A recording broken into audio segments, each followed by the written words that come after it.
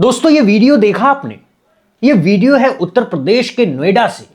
दोस्तों किस तरीके से नोएडा में आगजनी और हिंसा की भयंकर तस्वीर निकल कर आई है। कई कंपनियों में गाड़ियों को जला दिया गया, पुलिस पर पथराव हुए जिसमें कई पुलिस वाले घायल भी हुए। दोस्तों आप देख रहे हैं कैसे पुलिस वाले भागकर अपनी जान बचाने में लगे हुए हैं, जिसकी वजह से आधा नोएडा बंद है। ये कौन लोग हैं जो कर रहे हैं और क्यों कर रहे हैं और क्या है पूरा माजरा? वहां जो काम करते हैं, जिन लोगों ने ये सब किया, उन कर्मचारियों की जुबानी सुनते हैं। सैलरी 18 से 20 हजार के बीच होनी चाहिए। ऐसा तो है नहीं कि हम किसी से भीख मांग रहे हो। हमें सच चाहिए ना, हमें हमारा हक चाहिए। हम केवल वोट देने के लिए पैदा हुए हैं। काम वो करवाते हैं ना कि पुलिस वाले हमसे काम करवाते हैं, ना आप लोग हमसे काम करवाते हैं। वो लोग काम करवाते तो वो लोग अंदर क्यों हैं? एक दिन की छुट्टी दे देंगे, बंदों का पैसा काट के साले खुद पार्टी करते हैं, खुद बैठते हैं सीनियर। ये लोकतांत्रिक देश है। पर ये 1 अप्रैल से आज 13 तारीख हो गई, आज तक अभी सैलरी नहीं बढ़े और अपनी तरफ से इन्वेंट्री की छुट्टी देते हैं। वो छुट्टियां भी काट लेते हैं। होली की छुट्टी थी, उनने वो भी काट ली और गालियां भी और टॉर्चर भी बहुत करते हैं। 12,000 सैलरी में हम क्या कर सकते हैं आप बताइए? 5,000 रूम का किराया चला जाता है, प्लस 5,000 वो जा रहा है आपका गैस सिलेंडर का भराई। तो हम इतने में क्या कर सकते हैं? मैम ओवर टाइम पे काम कराते हैं, ओटी नहीं देते हैं, वर्किंग पे चलाते हैं। ये समझते नहीं कि लड़की है कौन है लड़का है, गाली देते हैं बराबर। और लाइन पे बोल दे चूतिया, लाइन पे बोल दे चूतिया हो, लड़कियों से चूतिया बोलेंगे, कुछ भी बोलेंगे। कोई लड़की मतलब के लिए बात कर ले तो आगे, नहीं तो सारे पीछे। साले अपनी बहन के साथ में करे ना ऐसा। हम लोगों पे अगर लाइन मारेंगे, कमेंट पास नहीं करो तो उल्टा सीधा अगले दिन कहेंगे भगाओ करते हैं। अगर एक लड़की से अगर कोई दिक्कत हो जाती है, कुछ काम नहीं कर पाती है, तो लड़की मतलब नई लड़की काम नहीं कर पाती तो उनको बोलते हैं निकालो सारे बाहर फेंको यहाँ से, निकाल के घर भेजो उनको, पंजीकरण कराओ। कुछ भी नहीं है यहाँ तो देखा आपने, इतनी महंगाई में 11,000 सैलरी में कैसे जिएगा इंसान? आखिर एक न एक दिन क्रांति की ज्वाला उठेगी ही। वही ये दूसरा वीडियो भी देखिए, बोया पेड़ बबूल का तो आम कहां से होए। हमारी सरकार भी नहीं सुन रही है, कुछ नहीं सुन रहा है यहाँ पे। हमने 15 लाख का लोन लिया था अपना काम शुरू करने के लिए। अब बताइए हम उस लोन की EMI कहाँ से भरेंगे? बच्चे हमारे स्कूल नहीं जा रहे, बच्चों की फीस है, हम कहाँ से भरें?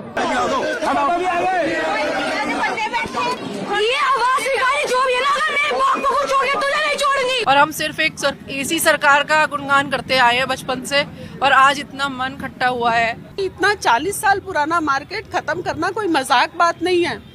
लाखों लोगों के बेरोजगार होने का मतलब यह है कि लाखों लोगों की बेरोजगारी, रोजी रोटी, घर परिवार, बच्चे, फ्यूचर सब खत्म। दैनिक जागरण में एक खबर छपी है कि हमारे सांसद अरुण गोविल निजी काम से मुंबई गए हुए हैं। निजी काम उनके लिए पहले है। मैं बीजेपी को ही वोट देता हूँ, लेकिन अब बीजेपी हमें सोने का निवाला भी खिला देगी तो हमने वोट नहीं देंगे, बिल्कुल नहीं। ये वीडियो है मेरठ से, जहां 40-50 साल पुरानी मार्केट को नवीनीकरण के नाम पर तोड़ दिया गया है और लोग यूं ही रोते बिलखते मुर्दाबाद के नारे लगाते रहे। गुस्सा इतना कि मुंह से शब्द नहीं निकल रहे हैं। आंखों के सामने सालों की मेहनत से बनाई गई दुकान अब मलबे में तब्दील होने वाली है। वही दुकान जिससे किसी ने बेटी की शादी की थी, किसी ने बूढ़े माँ बाप का इलाज करवाया था और किसी ने अपने पिता की आखिरी निशानी संभाल कर रखी थी। लेकिन अब इन सब यादों पर सरकारी फरमान का पीला पंजा चलने वाला है। एक नहीं, दो नहीं, बल्कि करीब 1500 दुकानों को अवैध घोषित कर दिया गया है। और ये कहानी है उत्तर प्रदेश के शहर मेरठ के सेंट्रल मार्केट की, जहां आज व्यापारी नहीं बल्कि डर और अनिश्चितता का माहौल है। पूरा मामला क्या है आखिर में समझते हैं दोस्तों। सरकार और प्रशासन का कहना है कि मेरठ सेंट्रल मार्केट की कई दुकानें सरकारी जमीन या नियमों के खिलाफ बनी हुई है, यानी उनके पास पूरी कानूनी अनुमति नहीं है या जमीन का इस्तेमाल नियमों के अनुसार नहीं किया गया है। इसीलिए प्रशासन ने नोटिस जारी किया और फिर अवैध निर्माण हटाने की कार्रवाई शुरू कर दी। दोस्तों कागजों में यह सिर्फ अवैध अतिक्रमण हटाने की कार्रवाई है, लेकिन जमीन पर यह सिर्फ ईंट और पत्थर गिरने की आवाज नहीं है, यह हजारों परिवारों के सपनों के टूटने की आवाज है। एक दुकानदार कहता है, भाई 18 साल से मैं बीजेपी को वोट दे रहा हूं, यहीं से बच्चों को पढ़ाया, यहीं से घर बनाया, अब एक झटके में सब कुछ खत्म हो गया। और एक सबसे मार्मिक दृश्य यह है कि एक कॉलेज जाने वाली बेटी का है, जो रोते हुए कहती है कि अगर मेरे पापा को कुछ हुआ तो मैं किसी को नहीं छोड़ूंगी।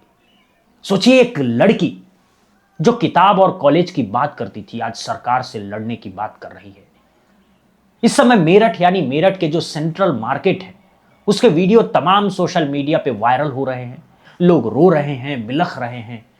और उसी में एक वीडियो काफी तेजी से वायरल हो रहा है जिसमें एक आदमी ये कहता हुआ सुनाई देता है कि ये मेरठ के यानी सेंट्रल मार्केट के ये वही लोग हैं जो मुसलमानों के घर या दुकान पे बुलडोजर चलता था तो ये ताली बजाते थे और आज खुद की बारी आई तो रो रहे हैं। तो सबसे बड़ा व्यंग यहीं से शुरू होता है। कल तक यही लोग एक सुर में कहते थे जिएंगे और मरेंगे लेकिन वोट तो मोदी योगी को ही देंगे। जब दूसरे समुदाय के लोगों पर बुलडोजर चलता था तब खूब जय जयकार होता था, नारे लगते थे, सख्त कार्रवाई हो रही है, सख्त कार्रवाई होगी, देश के दुश्मनों पर वार हो रहा है, ऐसा लग रहा था जैसे न्याय मिल गया हो। ये सारी बातें कही गई लेकिन आज ये वही बुलडोजर अपनी तरफ मुड़ा तो नारे बदल गए। अब आवाज आ रही है अन्याय हो रहा है, सरकार हमारी नहीं सुन रही है, नेता कहां है? जनता पूछ रही है कि नेता कहां है। यानी यही लोग कल तक बीजेपी को वोट देते थे और आज यही लोग कह रहे हैं कि बीजेपी को वोट देकर हमने अपनी जिंदगी की सबसे बड़ी गलती कर दी है। दुकानदारों का कहना है कि 17 साल से वोट दे रहे हैं, हर चुनाव में साथ दिया लेकिन आज कोई नेता हमारे पास नहीं आया। लोग कह रहे हैं जब वोट चाहिए होता है तो नेता दरवाजे पर खड़े रहते हैं और जब संकट आता है तो फोन तक नहीं उठाते। यानी जिस जनता ने सरकार को मजबूत बनाया आज वही जनता अपने आप को अकेला महसूस कर रही है। सरकार का कहना है कि यह कार्रवाई कानून के अनुसार हो रही है और कानून के सामने सब बराबर है।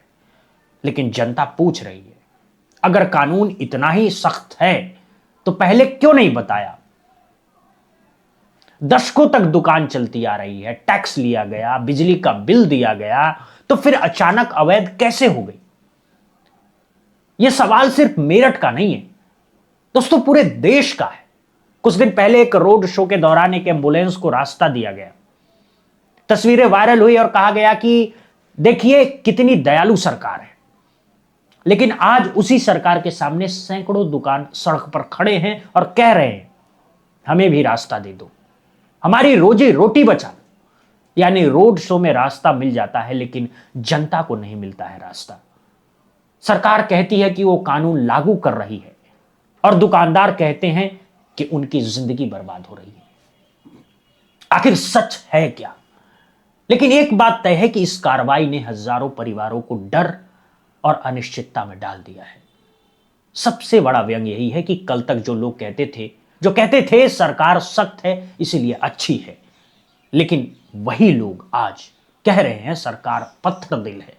यानी जब कार्रवाई दूसरे पर होती है तो वो न्याय लगती है और जब अपने पर होती है तो अन्याय लगती है। बुलडोजर सिर्फ दीवारें नहीं गिराता, वो भरोसा भी गिरा देता है और जब भरोसा टूटता है तो सबसे ज्यादा नुकसान सरकार का नहीं समाज का होता है।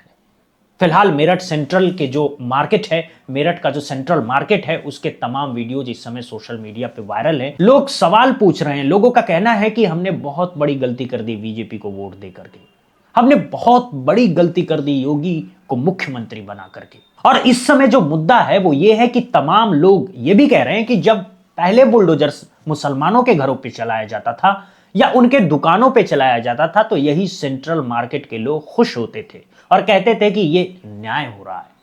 अब यही लोग अपने पे जब बुलडोजर चल रहा है तो लोग कह रहे हैं कि ये अन्याय हो रहा है। फिलहाल इस रिपोर्ट में इतना ही। आपको क्या लगता है इस रिपोर्ट पर? आप क्या सोचते हैं? अपनी राय हमें कमेंट बॉक्स में जरूर बताइएगा। तब तक के लिए बहुत बहुत शुक्रिया, बहुत बहुत धन्यवाद।